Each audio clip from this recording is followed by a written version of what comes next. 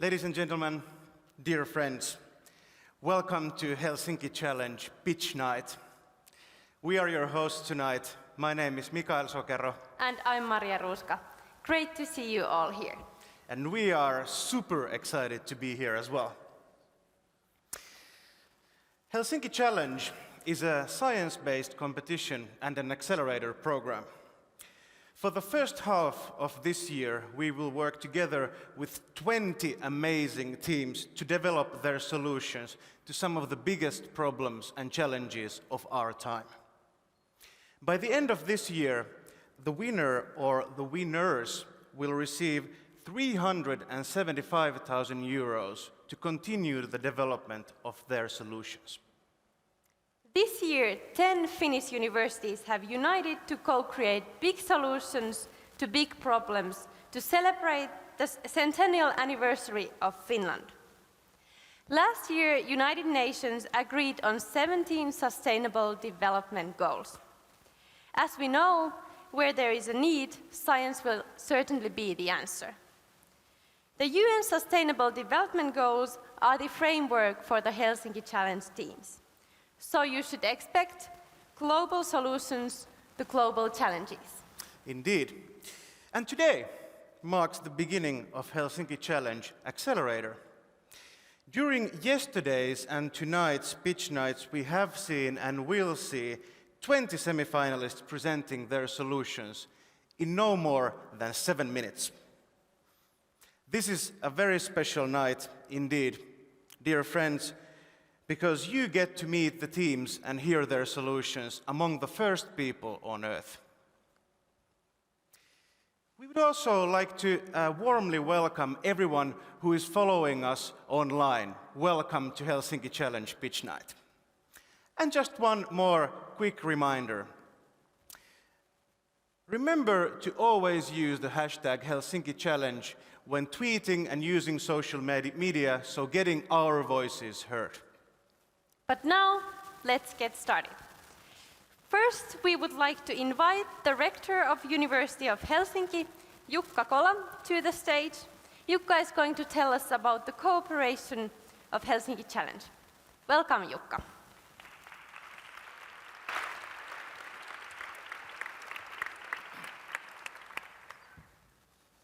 Hyvää iltaa, good evening, arvoisa yleisö, hyvät ystävät, mina damer och herrar, ladies and gentlemen.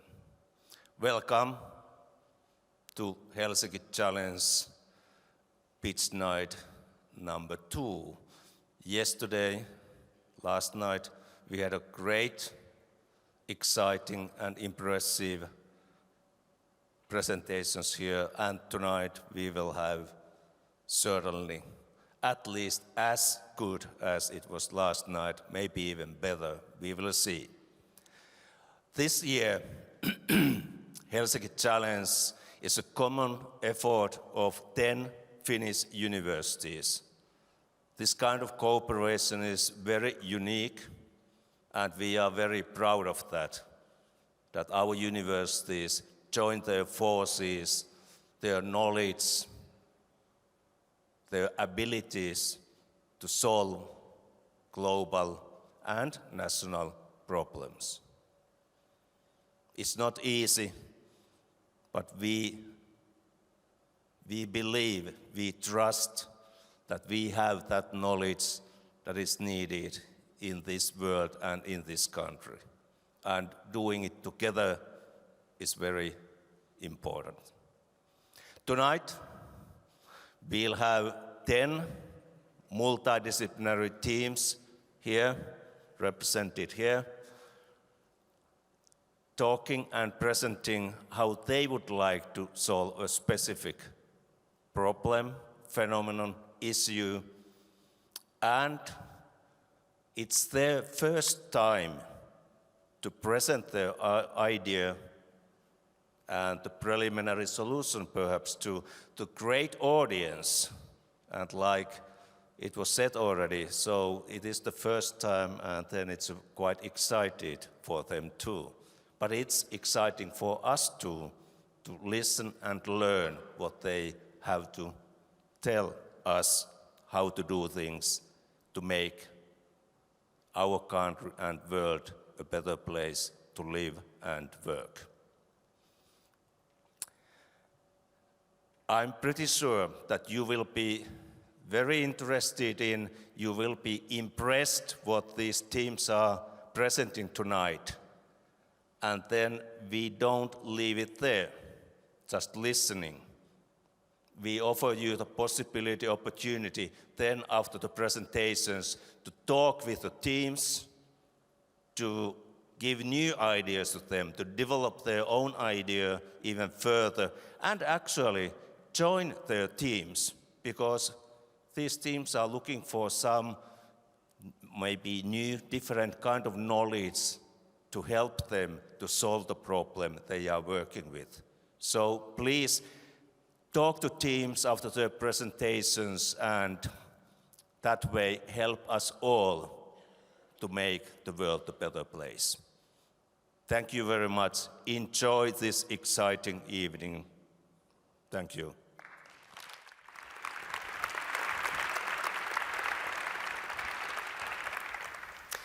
Thank you, Jukka Kola, so much for your wise words.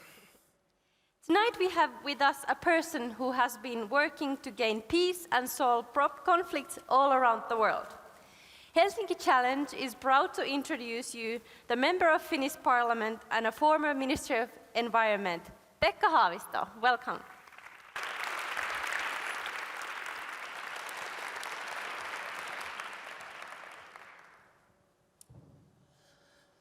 So good evening, everyone, and it's great to have the faces now behind the project and the proposals. I was part of the jury choosing these works that you have been working with, and it was very, very interesting to look the proposals, look the ideas, and look also the new viewpoints that the people had made there, probably to the old problems. And I'm trying now to say something what I think the Helsinki Challenge is about, and which I hope that will also come during this night here. You see here a board cherubim. Maybe this is a little bit about the world situation nowadays, but of course the Helsinki Challenge is about the multidisciplinary approaches, broad-minded thinking, bold boundary crossings, science-based competition and idea accelerator, and of course also a platform for collaboration, science, arts, communities, business, decision makers, public sector, other actors of the society. And as said, it's about the 17 goals of the Agenda for Sustainable Development for 2030. But when we are looking at the global trends in the world, of course, we cannot avoid negative issues, climate change, desertification, challenges, urbanization, which is ongoing also very much in the developing countries. We have seen actually our part of the urbanization when our youth left the countryside, came to the cities. The same phenomena is, of course, ongoing in many developing countries. Now you look places like Nairobi in Kenya or many cities in Latin America, younger generation seeking for possibilities, seeking for education, seeking for jobs. We also have, we are living in a global world. Globalization of information and economy, of course, is very strong. Technological innovations are spreading also very rapidly, as we know. But we can also speak something about the black swans, mustat joutsenet. We are seeing around us maybe wrong patriotism and wrong nationalism raising up in the world, also here in Europe. We always see marginalization of minorities. When people are asking what are the real reasons for wars and conflicts, we have, of course, a school who is saying that conflicts are always about the resource wars, it's always about the oil, about the minerals. But I think more and more often it's about the marginalization of the groups. It can be on ethnic base, it can be religional marginalization, whatever. We can look what's ongoing now in Myanmar, Burma, with the Rohingya people and so forth. And it's actually very easy to recognize that this is going to this is going to boil over this or that crisis. Early stages of marginalization should be moments when we intervene to situation. We see the rise of new protectionism. Of course, United States is now a big laboratory of if protectionistic economic policy can work, and we have our own maybe views on that. We have interesting phenomena also about the false news, alternative truth. Earlier we were linking that very much to Russia and what was ongoing there. Now more and more, again, we look to the other side of the Atlantic, what's going on in United States. Populistic politicians also here in Europe are gaining ground when they are seeing successful campaigns like the Trump campaign in US. They are maybe copying the same ideas and same methodologies. And of course, rise of authoritarian regimes. We are very worried here about Turkey and that type of developments. Are there good news? I think Agenda 2030 is a good news for us. I had an opportunity to sit among very experienced politicians when they gave a lecture to young Finns who wanted to learn about the foreign policy issues, and then Mr. Eero Heinäluoma, some of you might know, a politician from the Social Democrats, he said, "Oh, I'm definitely disappointed to the Greens. I think Greens have not been taken to task what they should take in the politics. I'm coming from the Green Party, so I was feeling accusations." And then we asked that what has been wrong, and he said, because you are not talking about global governance, you are not talking about the government that should actually act globally. And then Mrs. Satu Hassi, an active Green MP, said to Mr. Heinäluoma, well, we have at least the agenda for that government ready, because it's Agenda 2030. And this is actually how you could look. This is a part of the global governance, and of course it started already with the UN Millennium Development Goals 2015. Very many people were skeptical with these goals, thinking that, it's one more paper, 190 governments approve it, but what will happen? I have been following it very much from the African perspective, and it has been very, very interesting to see that, for example, the education goal for education, and particularly education of the girls, was something that countries like Tanzania or Ethiopia started with the 50% record in year 2000, and then actually gained 95% also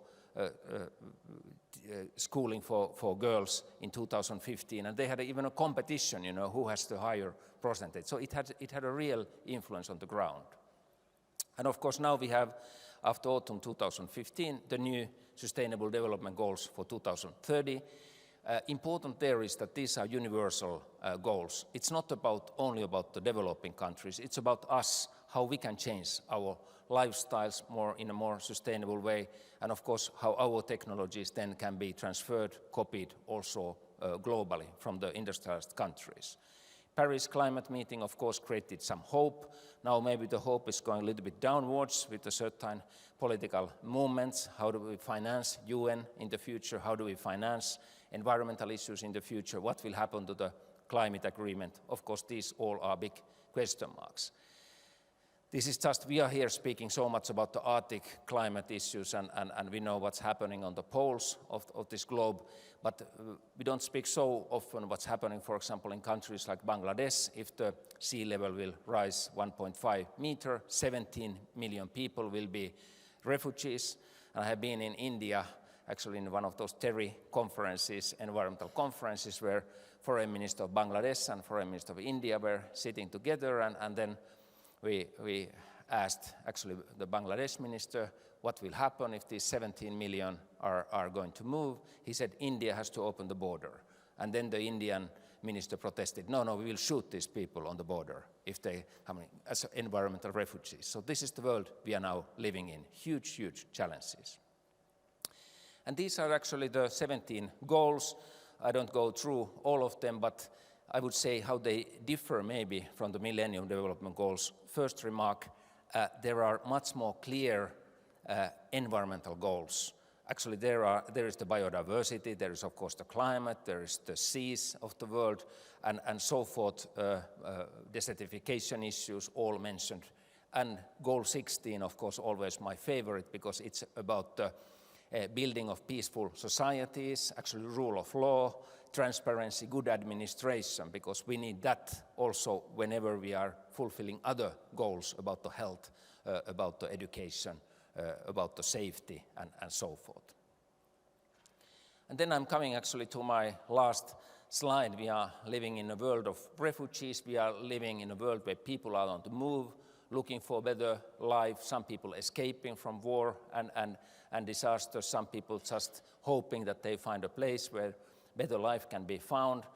I'm always quoting Nobel author Elias Canetti, whose family had been for hundreds of years living in Europe, but escaping from one country or another as a Jewish family.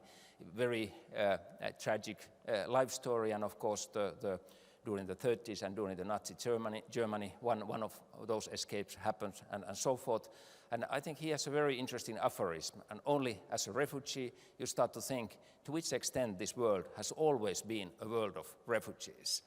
And you, for example, you take the Bible and you start to count how many people actually are originally or living in their place of origin, and how many have been moving, starting from Mr. Moses and others. You can find a lot of examples. So when we are looking actually our Western culture, this has always been a culture on the move. Good luck for all of you. Thank you.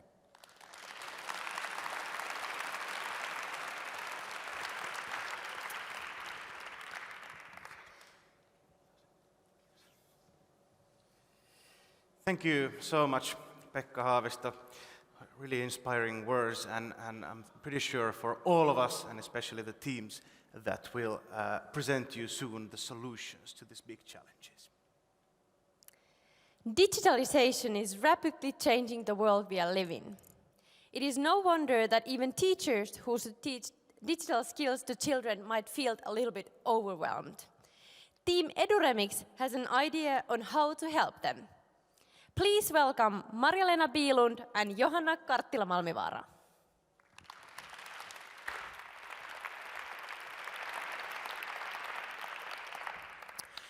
Good evening, everyone here and on the net, of course. It's a great situation to be here and share our ideas how learning can be an adventure.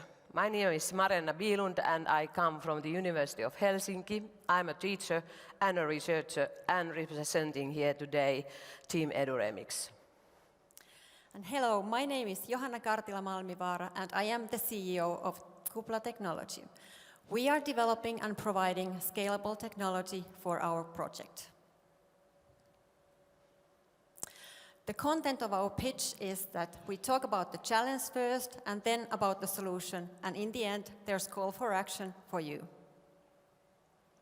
The digitalization of education is a global phenomenon, but so are the challenges that the teachers are facing in the classrooms. Our research arises from the latest researchers like Salmela and Aro and the others who are worried about the gap between the teachers and the students. That is a big problem. And they are also worried about the situation that school is about to lose its meaning and value among young people. And also we are worried about the teachers who are frustrated in the classrooms. They are actually using ICT in their work, but they are trying to change to a new level. Like one teacher told me after one conference that she is full of enthusiasm after the conference, but when she actually goes back to the classroom, it's very difficult to start the digital content production with the children. She is used to use the digital tools and digital tools in her work, but the change to a new role is a difficult situation. And to this challenge we are creating our solution.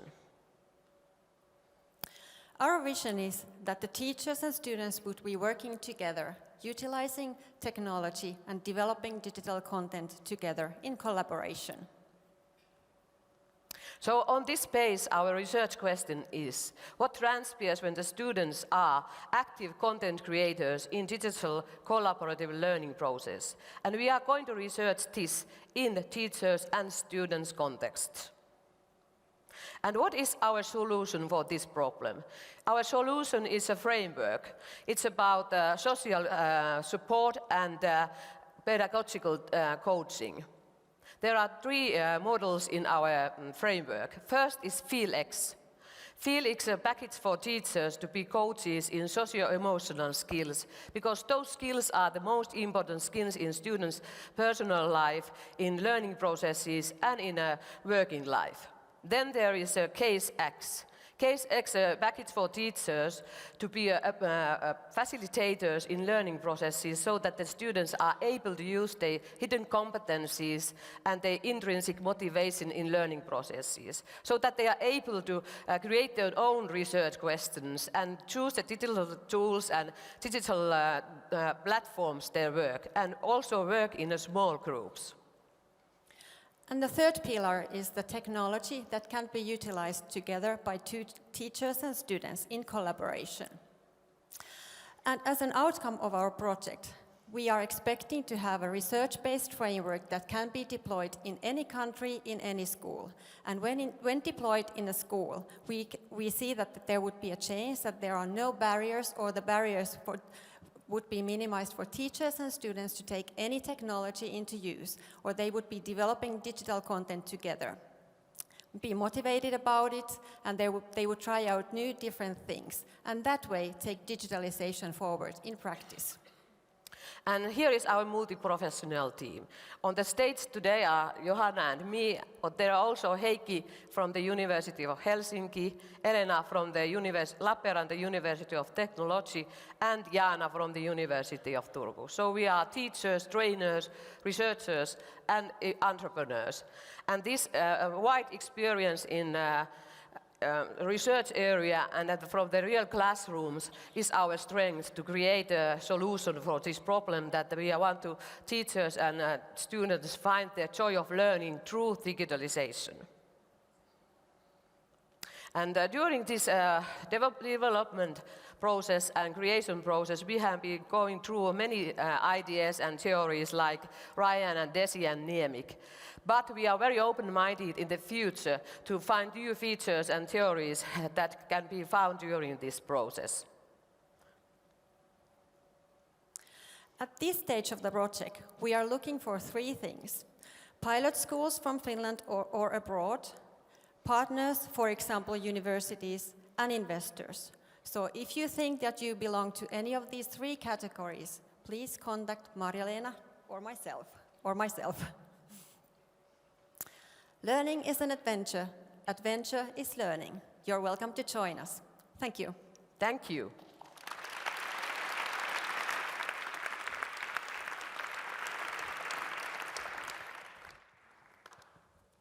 Thank you, Marja-Leena and Johanna.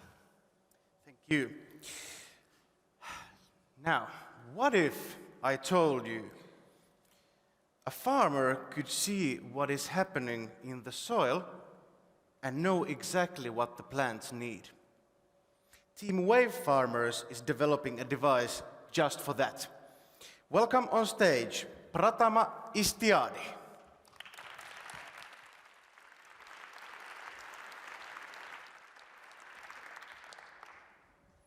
Thank you, Mikael, for your kind introduction. Good night, everyone. So I just want to start one question here. Is anybody here hungry? Okay, a lot of us is hungry. I am also hungry. So what do you do if you're hungry? You go to the supermarket, you buy food, job done. You're full now. But consider this. Just being to be able to buy food and to eat them, we are already lucky. Some of our friends out there in different parts of the world still cannot do that. They are still having problems from starvation and hunger.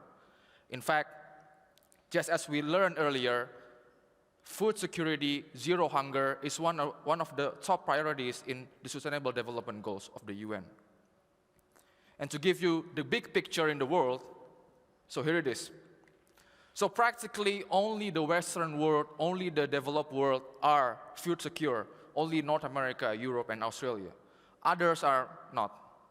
If you see part of Africa here, there's a lot of things to do. They are in extreme or high risk of food security, and we don't want this. So, of course, hunger is a complex problem. We cannot just simplify by one causes. But what we are trying to do here, we want to approach it from the environmental perspective point of view. So, based on the environmental perspective point of view, it could be caused by the climate change, desertification, more drought, leaving agricultural activities being harder to these people. And then it could be also because of how they manage their soil, they manage their agricultural land so that they can produce food. And we are trying to solve the problem from this perspective. So if you can see here, compared to other regions, Africa has been doing not really well. Their soils are underfed by fertilizer. Fertilizer is one of the most important factors in plant growth, in producing food crops. Other region has been developing well, thanks for that. And then such extreme risk that the Food and Agriculture Organization, or the FAO, has been releasing a guidebook, so that it can help people in Africa make the most out of their soil. So, and then the other fact is that there is not many soil that can be planted in Africa, only 13% of their land. So how to make the most out of it by sustainable soil management. So this is what we are trying to achieve in this project. So we know very well if our plant lack of nutrients, it will not grow. Simple as that. But if we do keep adding nutrients and fertilizer to the plant, of course your plant cannot be drunk. Your plant can drink responsibly more than us, I think. But the fertilizer can be leached off to the water bodies, thereby polluting it. And also we don't want this. So there is a delicate balance between these nutrients so that it can sustain the food crop growth. It can produce the optimum amount of food crops for their people. So I hope that you understand what we are trying to achieve here. But there is one question. How? How we are trying to solve this?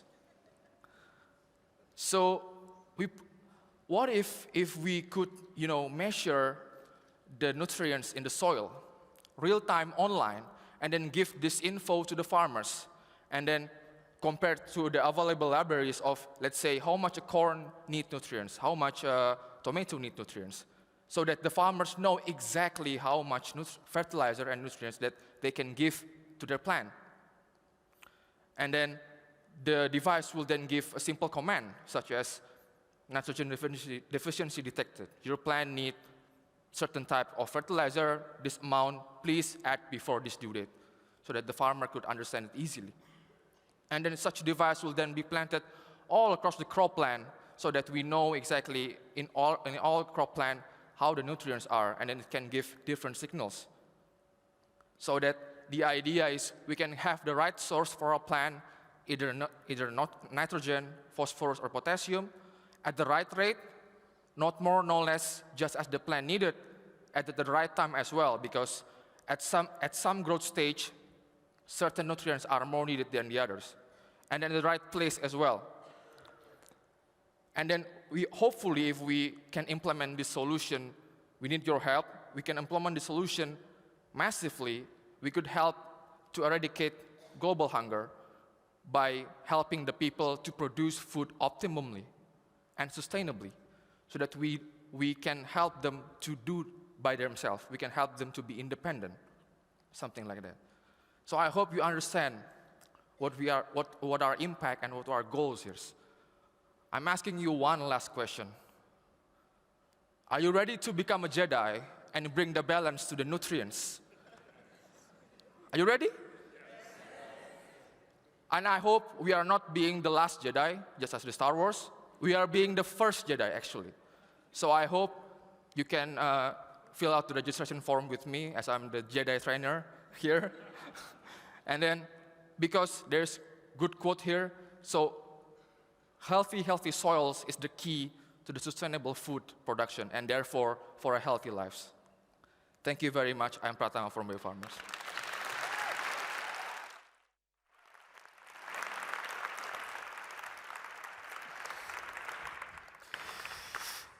Thank you. Count me in. I want to be the second Jedi.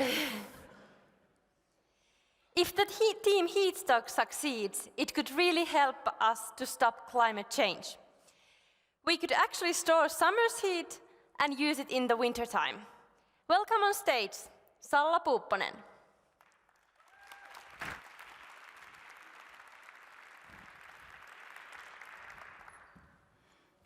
Good evening. I am Salla Puupponen, and tonight I want to introduce you our great team Heatstock and our exciting research concerning long-term storing of heat. Imagine if we could store the heat of the summer and use it on cold winter days to heat our houses. We at Team Heatstock aim at doing this in an environmentally friendly manner. The sun doesn't always shine.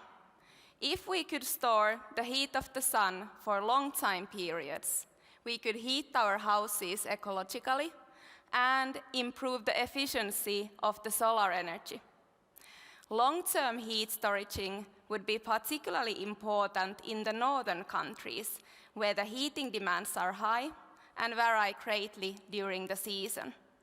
Indeed, even for energy-efficient passive houses, the heating demand covers 40% of the total residential energy consumption here in Finland. Thus, if we could improve the energy efficiency of the heating, we would make significant impact on our environment. You may have hot water tank in your house as a heat storage. Storing heat in hot water is surely well-known and simple method. However, the water tanks require large storage volumes and efficient insulation. Furthermore, in typical size water tanks, the heat storage period is generally only a few days.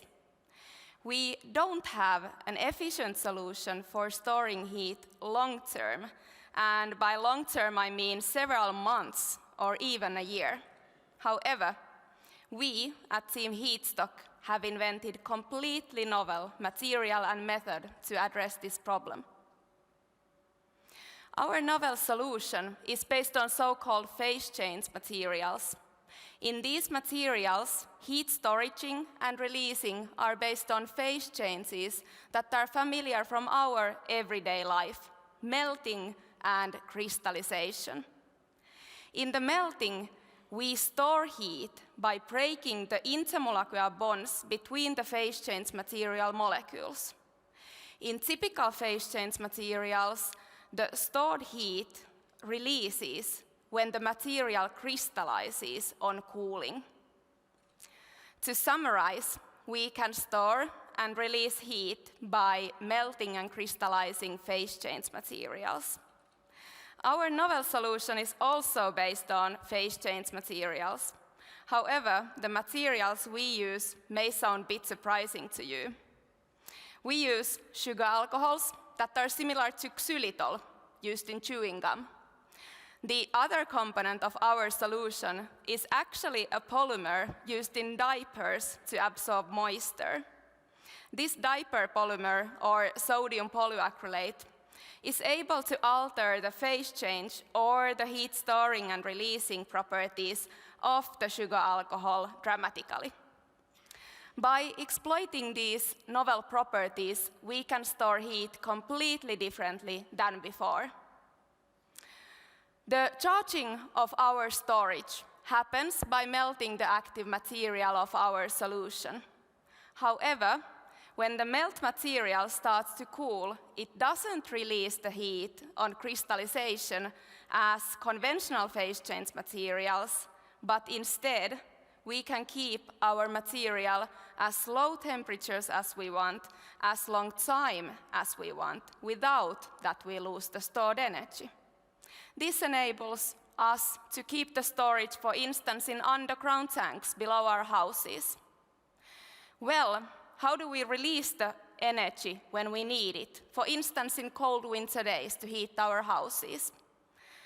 The discharging of our storage is quite surprising. We actually give the material a small heat pulse. By a slight heating, the active material molecules are able to organize into the crystalline regular structure, and the heat is released. Our preliminary results are indeed promising. We can keep the stored heat as low temperatures as we want, as long time as we want, without that we lose the stored energy, and release it on demand by a small heat pulse.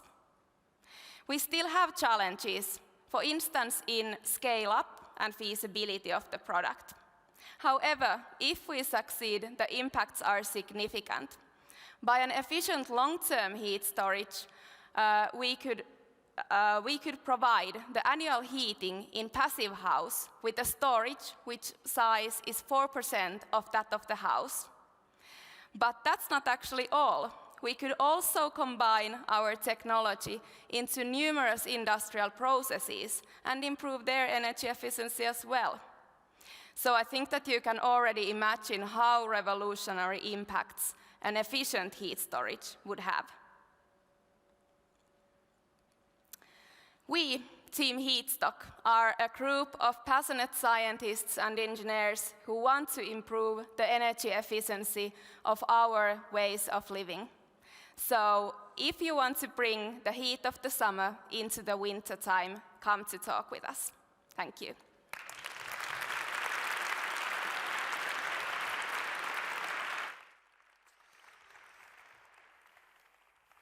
Whoa, that really sounds revolutionary. Great. It sounds like the next team has a win-win type of an idea. They want to save millions of euros and stop the spreading of infectious diseases at the same time. Next on stage, Team Pocket and Leona Gilbert.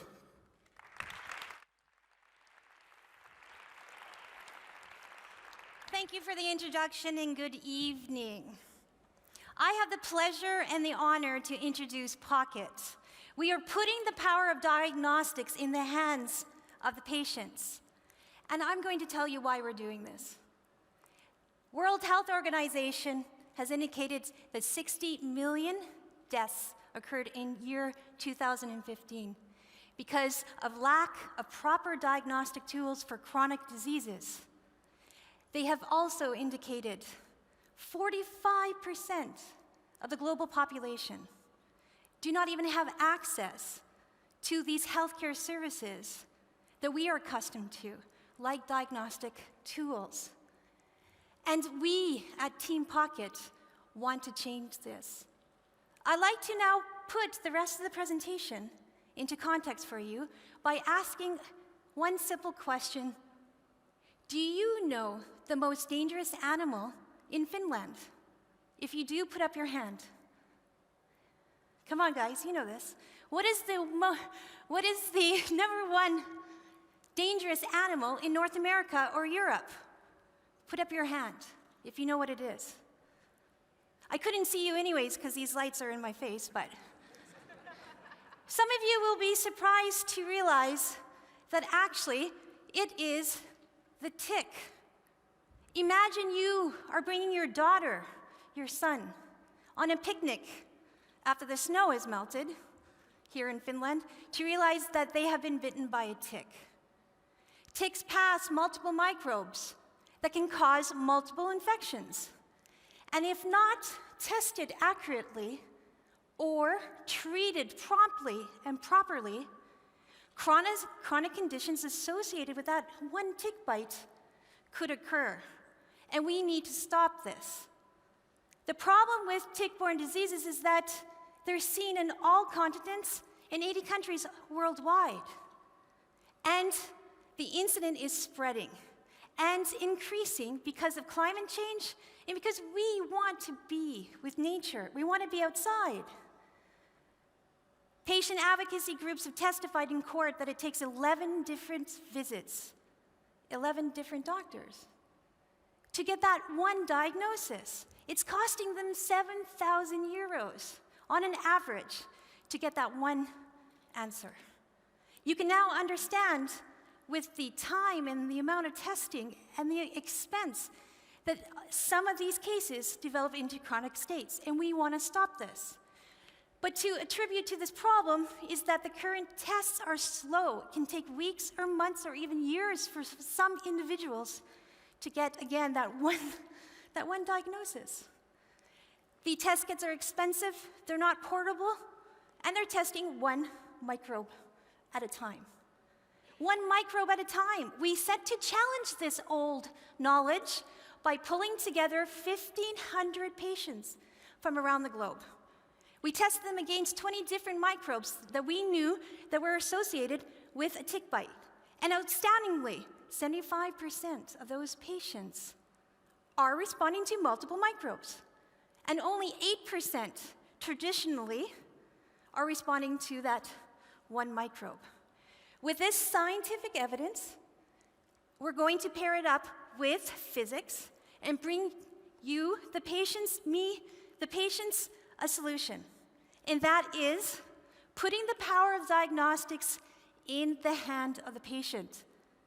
You can see here, you can also see in my hand, a prototype of this microfluidic lab-on-chip device that will allow easy, efficient, timely answers for the patient. And the next movie, you can also see how easy the microfluidic system is with these liquids flowing through 9 individuals, areas that we could put multiple microbes in.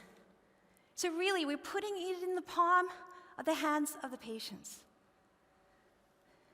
So our solution, in a nutshell, is this. The microfluidic lab-on-chip will test multiple microbes, not just one. It will test different disease stages simultaneously. It will be easy to use, cost-effective, and portable. You can put it in your pocket, take it out, and put it back in if you need to. This is our solution. The benefits is quite clear. We want to save lives. This will save lives. This will also save billions of euros in national healthcare services when managing these patients. Because point-of-care diagnostics is going to prevent chronic conditions. And that is our goal. You're probably asking, some of you, why put the power of diagnostics in the hands of the patients? Well, point-of-care diagnostics will allow preventive, patient-centered, personalized, preemptive medicine. Point-of-care will prevent chronic conditions, thereby saving lives. With Team Pocket, we truly believe if a patient can be tested, the patient can be treated and prevent chronic conditions. Our team are the innovative kick-ass disruptors sitting back there with these lovely glow sticks. We are actually from and located in Finland, in Germany, in Japan, but individually, we are from Canada, we are from Portugal, we are from India, Thailand, Japan, Germany, and of course, Finland.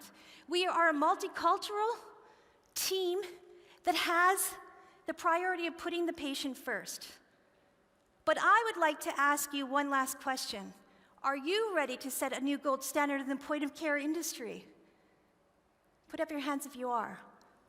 Come and see me, because we're specifically looking for enthusiastic people that will spread the word, that will help the patients and also help us with our integrative processes. So thank you for your attention.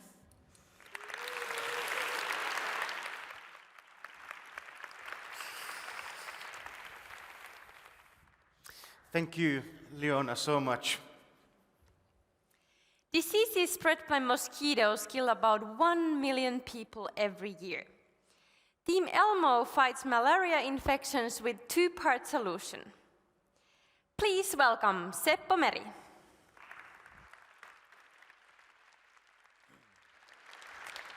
So, ladies and gentlemen, this is Team Elmo. So, our project is dealing with a similar question that you heard before, but this is related to the whole world. So, actually, what is the deadliest animal in the world, and what are the problems that it is causing? So first, let's ask, what is this animal? So I can't see you, but maybe you could guess it's tick. Ticks are dangerous, but There are other dangerous animals as well. So the most dangerous one is not a lion, it's not a snake, it's not even a wolf, although one wolf was biting somebody's hand yesterday in the zoo, a child. No, the most dangerous animal in the world by far is mosquito. So mosquitoes are transmitting diseases like malaria, dengue, yellow fever, chikungunya, Zika virus, and kill more than 700,000 people a year. They kill more than humans kill in wars and other conflicts. So malaria is the most important one of these diseases. So every year more than 200 million people get infected by malaria parasites and almost 500,000 people die because of malaria. And they are mostly children in Africa. So Elmo stands for elimination of mosquito-borne diseases. So we want to devise ways how to block the transmission cycle of many of these diseases by directly targeting the mosquitoes themselves. And we have two main projects there. One is to develop a vaccine against mosquitoes, and another one, mosquito nets that will act as traps for mosquitoes. And I will talk about the latter project now. So the story started in Africa, in Congo, where we have our colleague Mikko Aalto, who is a surgeon. So he has been working there for 18 years, and every evening when he goes to bed in his house, he saw that there are lots of mosquitoes flying against the windows of his house and all other houses. And then the same procedure occurs every day, every evening. So he was thinking, would it be possible to actually catch those mosquitoes that are trying to get inside the houses where the humans sleep inside and act as bait for the mosquitoes? And Ayman Khattab in my lab in Helsinki has doing a lot of this practical work to realize this project. So Mikko came up with an idea. Would it be possible to design a net that lets the mosquitoes to fly to one direction but not back? And when you have two of these nets against each other, or one transmissible net and another one that is not, then you could actually catch the mosquitoes in between these nets. And with these nets, you would not actually need any insecticides. They would only act as traps. And we started planning this together with the Tampere University of Technology. There are engineers, so they helped in synthesizing the nets by three-dimensional printing, for example. We had about 30 different types of prototypes for nets, and we tested them in a tunnel in our laboratory. And we put mosquitoes, which we are growing in the lab, at the other end of the tunnel, as you see. And then we needed to have a bait to attract the mosquitoes. And then we did some research what would be the best bait. And at the end, we found that it's the used human socks that are acting as the best baits for mosquitoes. So there's no chemical, carbon monoxide or dioxide or anything that is better than this. And of course, we play a lot of football. We have a continuous supply of these socks. So that's very handy and practical. And with the best prototype net that we had, we would actually have 90% of the mosquitoes to go into the trap, and nobody came out. So it was very efficient working in the lab conditions. And we had one or two prototypes that worked like this. So then we went to the field conditions. We have collaboration with Tanzania. There's a research area in the northern parts in Muheza where there are these kind of test huts where you can do this kind of experiments. So we put these nets into the windows there and recruited local people to sleep there as baits. And we got very good results so that these nets actually were able to trap mosquitoes also under field conditions. So this is, we think, a rather clever and intelligent solution for this because the nets only are based on physics. There's no need for insecticides. We don't need any separate energy sources to create any substances there.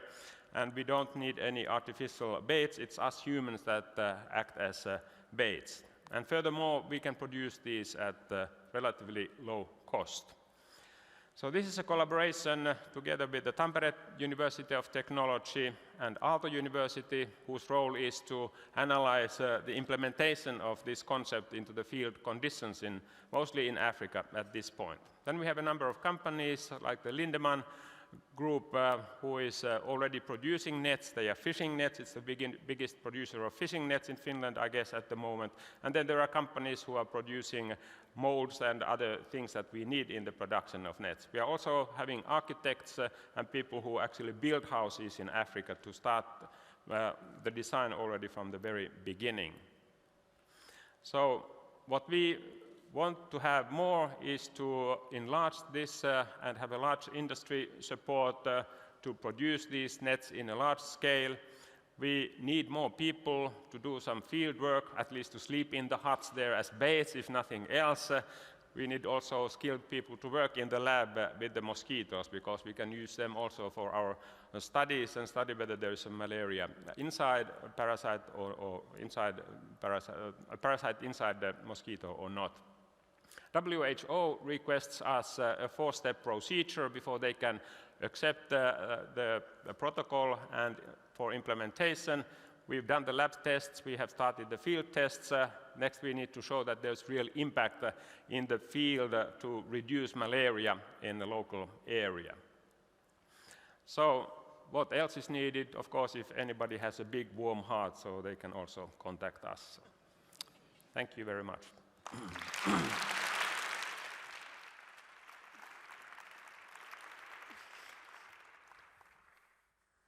Thank you, Seppo. So 5 teams done, 5 teams to go. Just as a reminder, get your voices heard in Twitter with the hashtag Helsinki Challenge. Most of the teams and the researchers has their own Twitter accounts, and that's probably the easiest way to keep in touch with them. That's for sure. Humankind couldn't exist without water. It's also very important to know if water is any good before we use it. Team 3A Water wants to make analysis of water's metal concentrations faster and less expensive. Please welcome Tuomo Nissinen.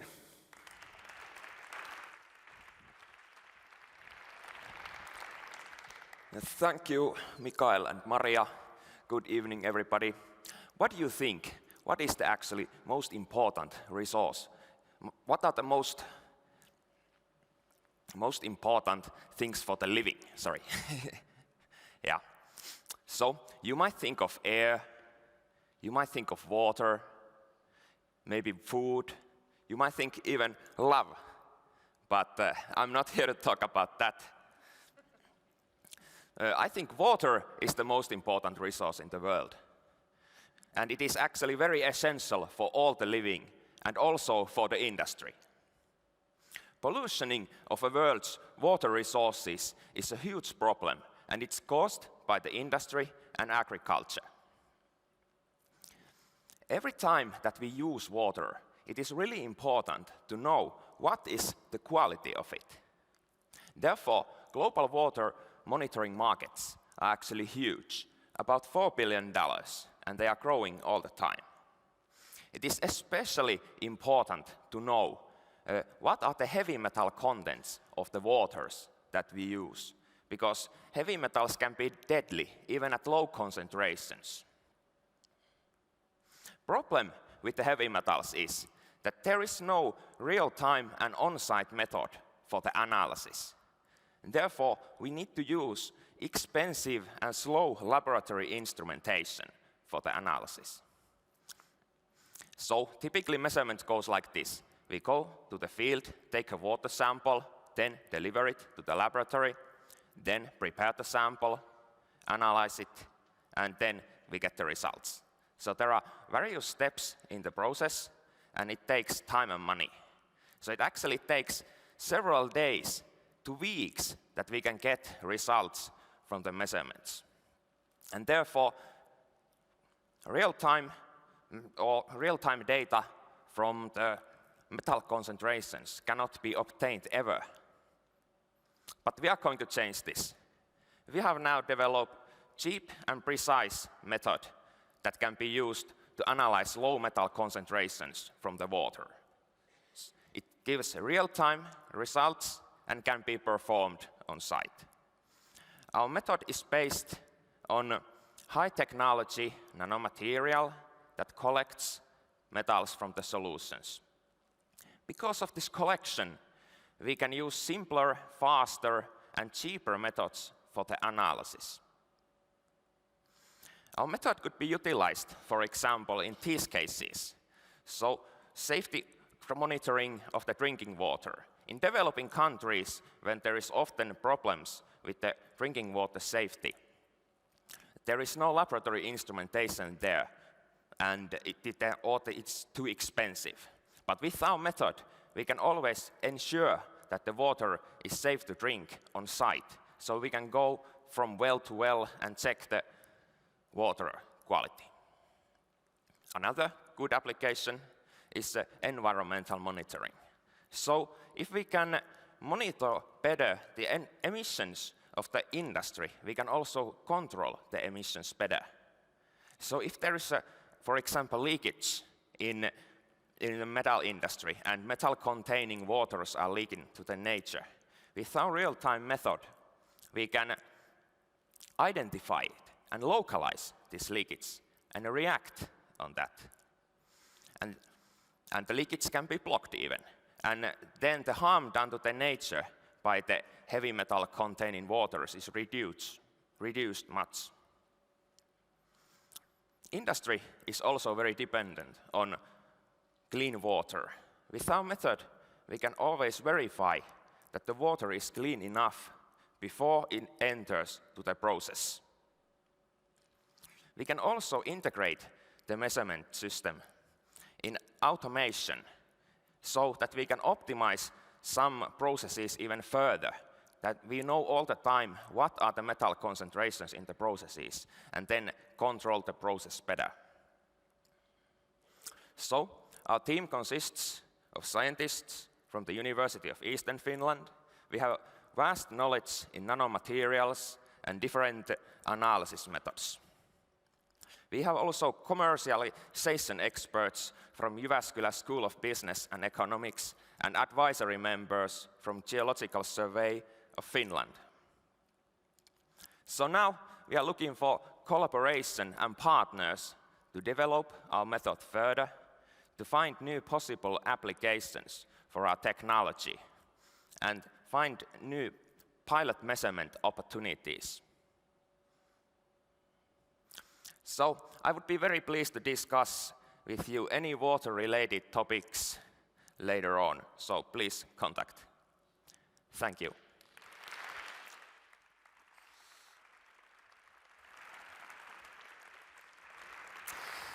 Great, thank you Tuomo Nissinen and 3A Water. Our next team has an idea that might sound a bit contradictory. They want to save forests by feeding wood-based biomass to animals. Let Olli Dahl from Team ProFibers explain.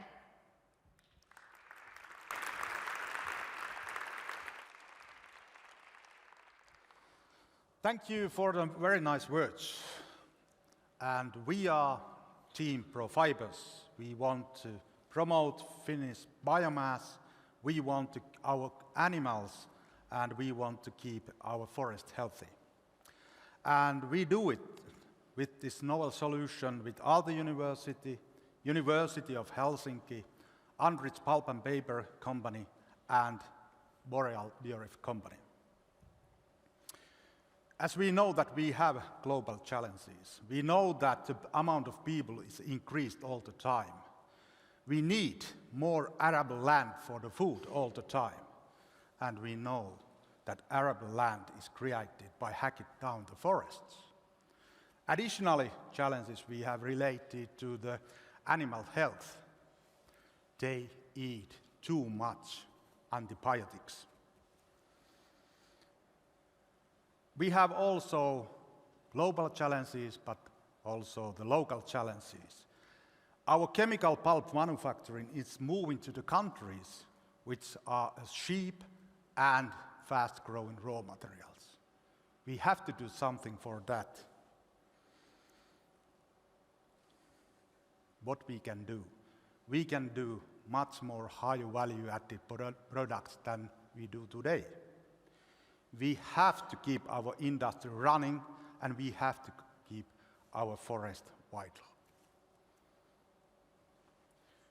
We have challenges, but we have also solutions. We have boreal forests, which solves the global and local challenges. We have excellent know-how and idea-rich scientists. We have Aalto University, we have University of Helsinki to do this job. We have new agile local companies like Boreal Bioref. Boreal Bioref is a new company which built a new mill in the north of Finland. And we have also the global open-mind companies like Unrich Pulp and Paper. So we have very good people and very good companies together. When we have challenges, we have to have also the solutions. And as you can see how we do it today, we have forests, we take logs out, we chip it, and we cook them. And then we will get cellulose fibers. And these cellulose fibers will be used in traditional products for paper and board industry. However, that's not enough. We want more, much more. And we are now developed the Aalto cell process. In this Aalto cell process, we reduce the size of the cellulose fibers. We reduce in the size in micro level. And as you can see in this figure, we can produce white cellulose powder and we can produce brown cellulose powder. And this brown cellulose powder contains lignin. And when we do this Aalto cell, the whole new world is open for us. We can make benefits for humans, we can make low-fat things for the food industry, and we can even use this as a raw material for man-made fibers. But we are not focused on that in this competition.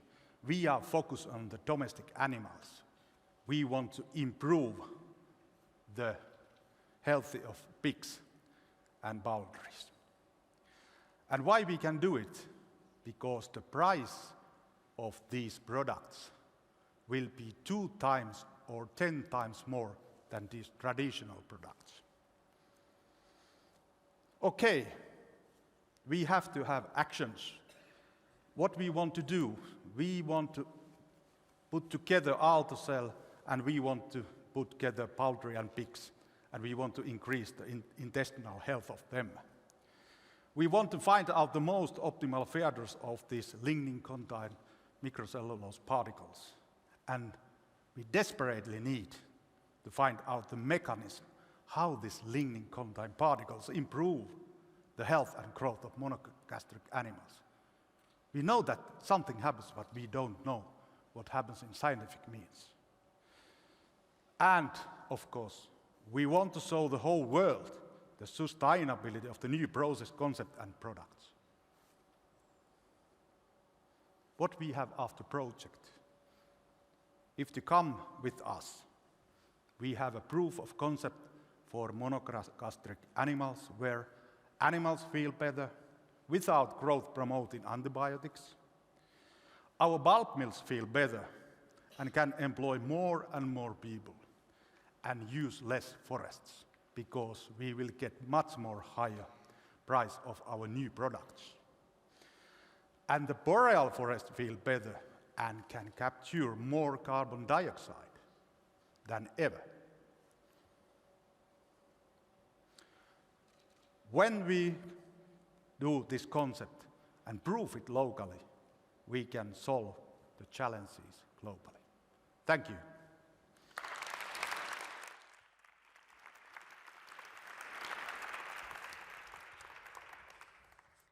Thank you, Olli.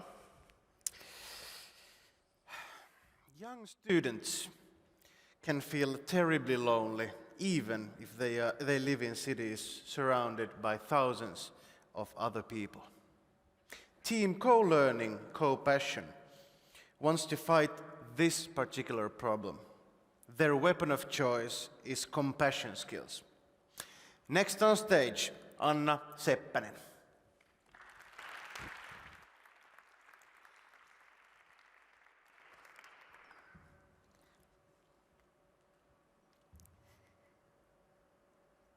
Bring back to your mind a situation in your life when you felt rejected by other people.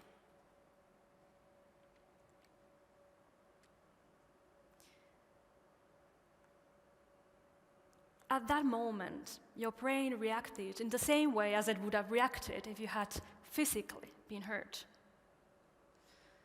Some of us experience constantly this pain of being left out. And research tells us how truly, tangibly harmful that is. Unwanted loneliness causes sleep disturbance, heart diseases, diminished immunity, self-destructiveness. With time, lonely people learn to fear new social situations.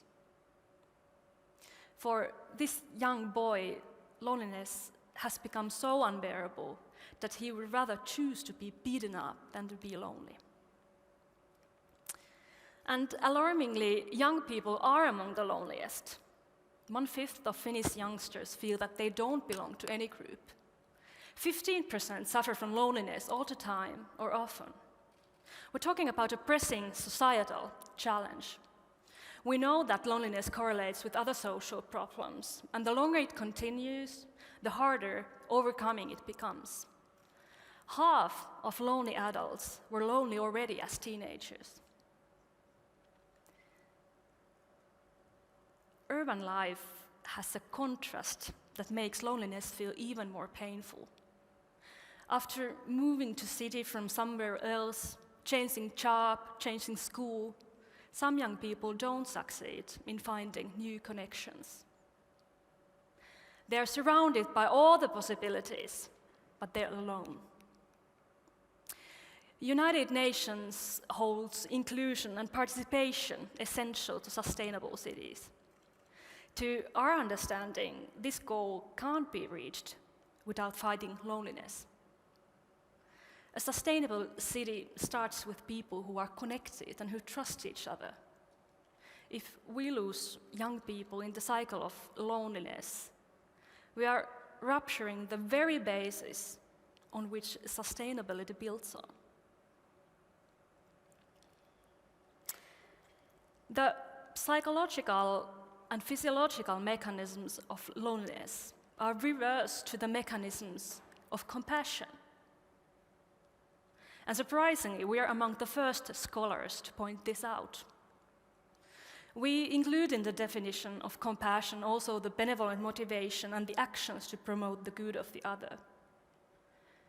Compassion fosters high-quality social connections, meaningfulness in life, self-compassion, even cognitive capabilities. Compassion launches positive cycles. It increases the well-being of the recipient and the actor. It even affects the third parties who just witness compassionate encounters. So this surge of compassion leads to quite the opposite direction than the surge of loneliness. So the question is how to spread compassion. The superheroes of preventing and decreasing the loneliness of youth will never be us researchers or any other authorities, but young people themselves. Numerous studies tell us that peer support is highly efficient and easy to implement.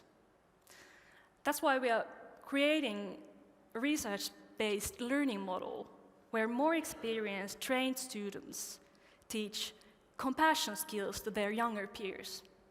The compassion model is targeted at all students of upper educational institutions. And our job as researchers is to find out the best practices to support the peer-to-peer connections. whether it's digitally assisted encounters, bringing in mentors from working life, or something completely different. And luckily, we have a good multidisciplinary toolkit to do this. We will first organize pilot models in universities and then in other educational institutions. To find out what works, we will study the effects with qualitative research, intervention research, digital methods, and with biomarkers as well. With proven efficiency, the model can be spread and applied in different urban settings. Together with our partners in 3 continents and 5 countries, we're ready to start a chain of compassionate educational organizations. So, what are then those compassion skills? We have studied them already in our previous project called Co-Passion, widely recognized in Finland and abroad. According to our work, compassion skills include, for example, recognizing strengths in oneself and in others, regulating one's emotions, being self-compassionate, and being co-passionate. These skills aren't just something you should use with the people you like, but also with those whose worldviews you don't perhaps understand.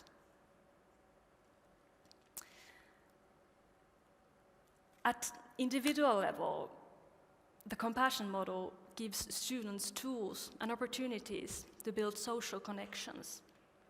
At the level of educational institutions, as communities, it creates uncompetitive, safe social spaces. At societal level, as we decrease the severe consequences of loneliness, we strengthen trust and connectedness between all people. All this will accumulate towards inclusive, connected communities. And they are the basis of all social sustainability in cities. We all make choices of compassion every day, also in relation to loneliness. Choices of inclusion or exclusion, participation or rejection. So we invite you all to choose to spread compassion in your everyday life.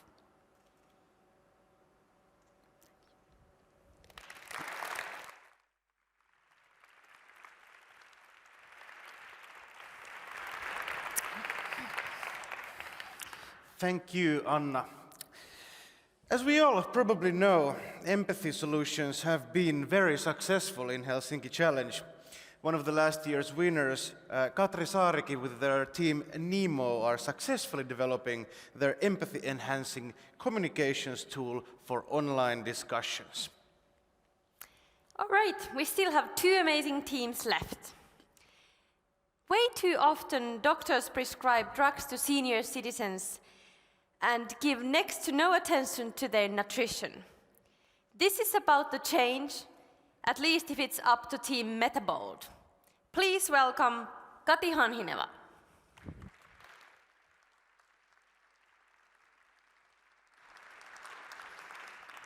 Thank you very much, Maria. So my name is Kati. I'm here on behalf of the team Metabol, which consists of scientists from the University of Eastern Finland and Aalto University. And our mission is to increase healthy years to the lives of elderly people. And let me now tell you how. One of the greatest achievements of the past century is that people are nowadays living longer than ever before.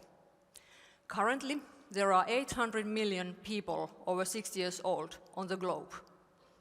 By 2050, this number will be more than doubled. In the same time, birth rates have declined. And what this means is that we will have increase in healthcare costs due to the aging population, whereas on the same time, we will have less taxpayers to cover for these costs. And this is happening right now. It poses a serious problem, so something needs to be done immediately. What makes the situation even more severe is that the number of healthy years has not increased in the same pace as the total life expectancy. In many societies, elderly people cannot afford the basic health care, and this results in more severe diseases, more heavy medication, and typically often hospitalization.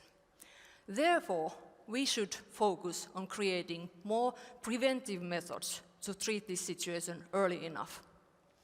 One essential aspect is to focus not only on medication, but also on the nutritional level of the elderly people and how these together affect our health. So why won't the healthcare system simply just do it, fix the situation?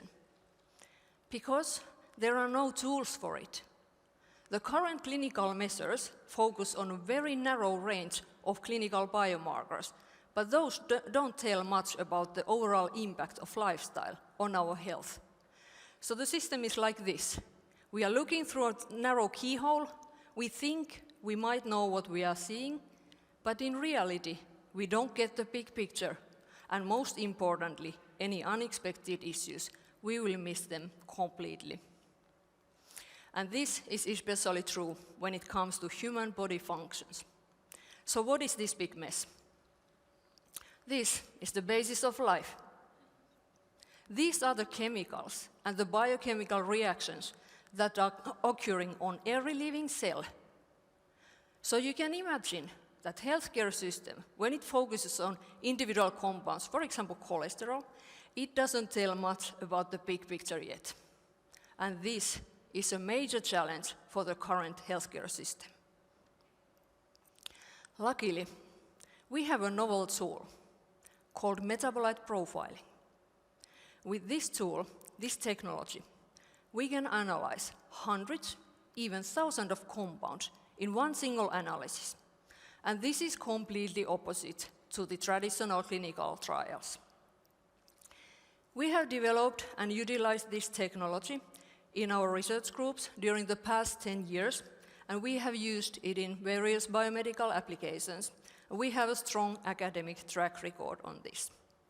I will be happy to discuss the technical details about this analysis later on.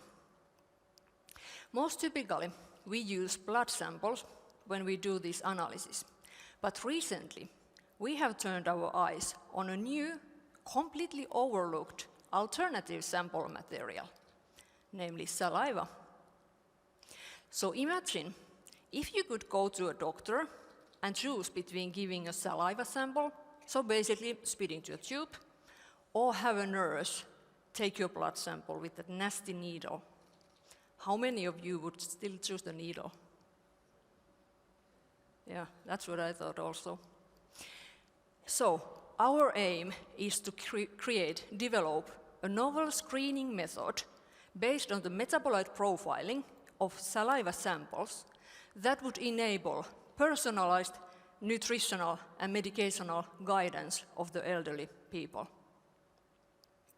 And what would be the impact of such approach? This could be implemented as part of the preventive healthcare routine screening system of elderly people throughout the world. As such, it would naturally mean reduction in the healthcare costs from the societal point of view, whereas for an individual, that would bring more quality of life to the latter part of our lifespan. And all you investors out there, you might think about the scalability as well.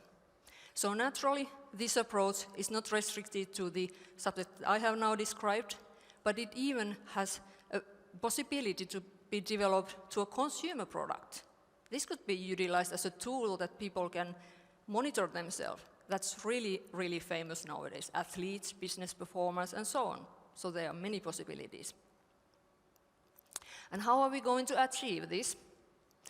So we are a team of experienced scientists with solid academic track record, and we do have all the superpowers to make this happen. In addition, we are currently building a network of important stakeholders so that we will be sure that this solution will be implemented as such that has a real-life impact. We do have many important instances already on board, but we do have room for new ones as well. We need Helsinki Challenge in order to test, pilot, and further develop this solution. and we need to build the network around. So in case you got interested, please come and discuss, contact via Twitter or email, and help us create more healthy years to the elderly people. We all deserve it. Thank you very much.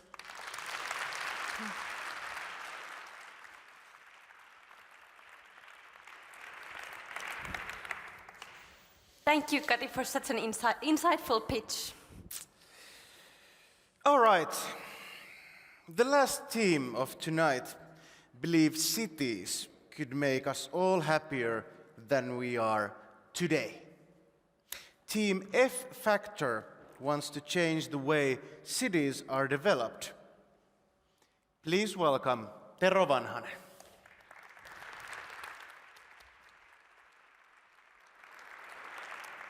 Thank you. Hello, everybody.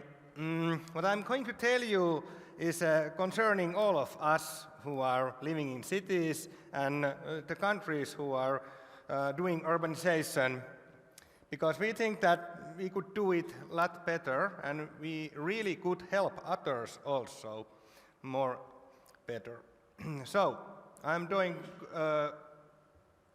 3 things here. First, we want to help co-create a kissable townscape. It is fun. But also about social problems, we want to help collaboration between different kind of groups, persons, and of course communities, and make like a belonging feeling happening. For example, restaurant day there, so there won't be any loneliness, no social problems. And of course, we need business. We need better business. This is like a 100-year Finnish competition going on right now. So we need different kind of talents here. And this everything development usually is collaboration between people. So people are important. But of course, there's some challenges. I give you 3 challenges. For example, town planning process is pretty much pipeline right now, and it is very difficult to put scientific curve how these collaborations going on. But the users and the payers of apartments and buildings, they are not part of this process, and it is a big problem, we think. Because the process should be a little bit like a platform process, then everybody can do the collaboration, and everybody can decide that what we are going to build when we are doing urbanization. And this usually takes a lot shorter time when we are doing it this way. And who will decide what kind of urbanization we are developing here? And we think that environment really affects how the people are using it. There is 2 pedestrian ways, and the actions are a little bit different. If you don't believe me, there is a picture. And if you think about if the poet decides, or some romantic person decides how we can live and do the urbanization, there is Baden-Baden, a spa city. There is another kind of spa city, Nokia, Eden. If you give just an investor to do what he wants, it is pretty much like this kind. Of course, there is a housing also next to this place. If you just give every right to housing developer to do what they want to do, so perhaps there's this kind of atmosphere. And there's only Paradise Street going on, so if you don't believe this picture, so there is a written name of the street. And I have been working as a town planner in one part of my life, and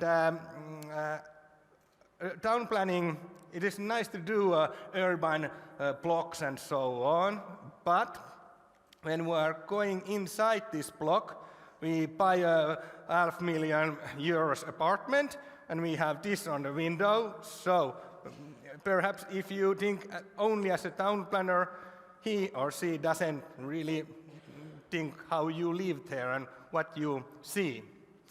If you think of the building inspector decides, you can put this much your own style in your house. And is it quality or not, I don't know.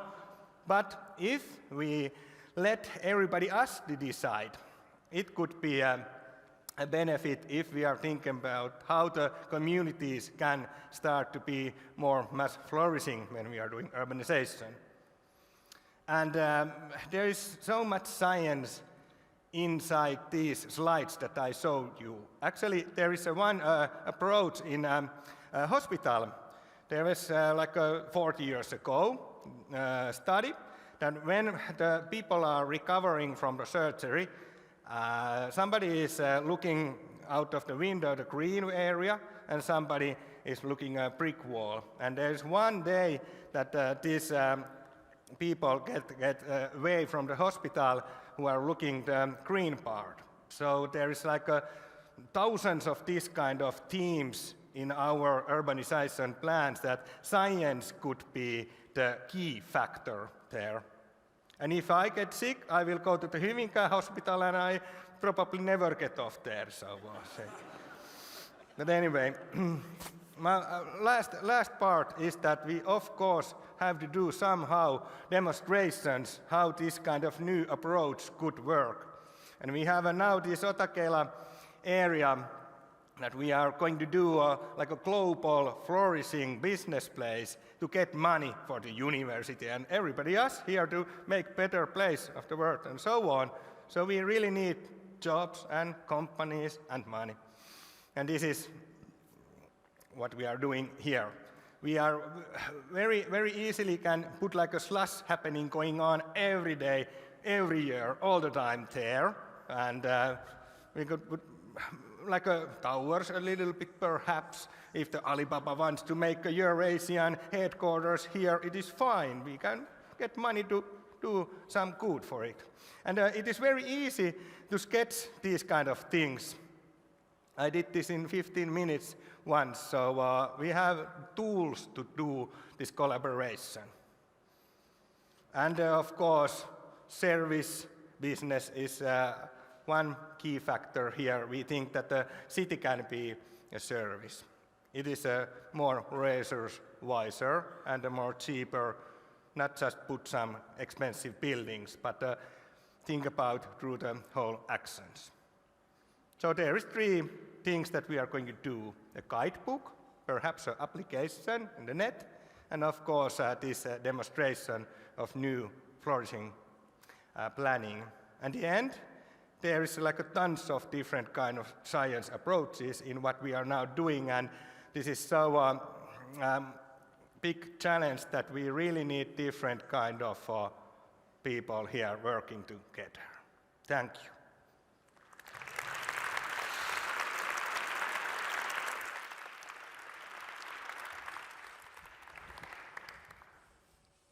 Thank you, Tero. I would love to live in that kind of flourishing city. Probably the Helsinki Challenge partner cities can sign up for the demo partners. Sure. So, I would like to say thank you, teams. It has been an amazing night. For these teams, it probably has been the first time they have ever pitched for most of them. So, ladies and gentlemen, let's give them a big round of applause. You've done a great job.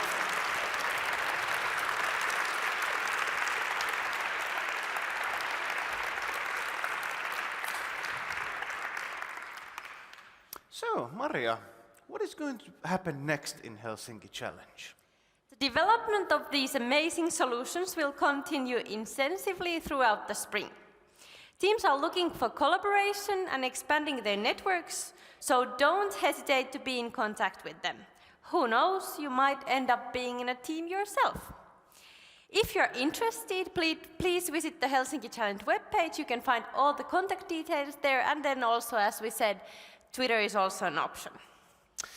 That is right. And besides, in just a matter of 2 months, in the beginning of April, we are all the 20 teams, we are going to the world-famous Impact Camp to Longvik, Kirkkonummi, where the teams co-create their solutions together with mentors and decision makers and media and academic staff and other researchers and various different experts from different fields. It would be a delight to have all of you joining us there, so sign up as a mentor in the Helsinki Challenge webpage, maybe already this night. That's true. And remember to follow the progress of the teams in social media and stay tuned. And next time these teams are on stage in June. That's true, but Maria, when is this competition ending?